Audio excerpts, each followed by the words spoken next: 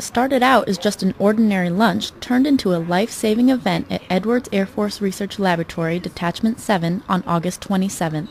We were eating pizza in the break room, and all of a sudden I saw him. He was getting up, he was trying to get people's attention, but he wasn't doing the typical choking sign, but he was pointing to his throat, and finally it registered, "Are you choking?" And he shook his head and he turned around so that I could get behind him. And so at that point I started doing the Heimlich, and took about 5 or 6 times actually. It was several times, then it finally came out and he was okay. On October 18th, Dan Harbour, an aerospace engineer, was recognized for his heroic actions by AFRL's Volunteer Protection Program. Also known as VPP, the program, which is essentially a commander's plan to accompany unit safety programs, supplements current safety procedures. The whole part of the VPP and the whole philosophy is to have an emphasis on safety and to think of safety through everything you do, which is something we always do in the test areas.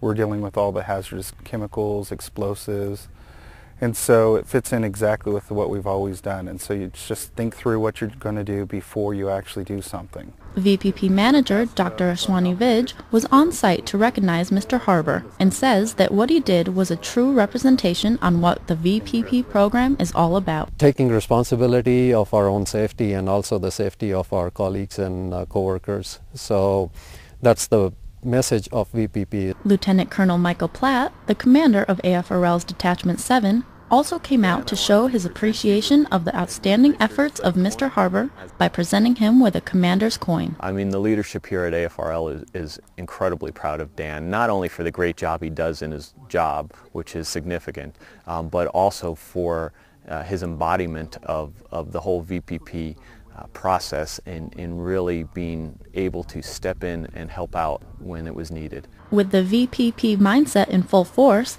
this is not the only life-saving event at AFRL Detachment 7, but the second one to occur within the last 2 months. Melissa Buchanan, Edwards Air Force Base, California. This has been Dateline Edwards. If you have questions or comments, we'd like to hear from you. Please send us an email at channel.6@edwards.af.mil.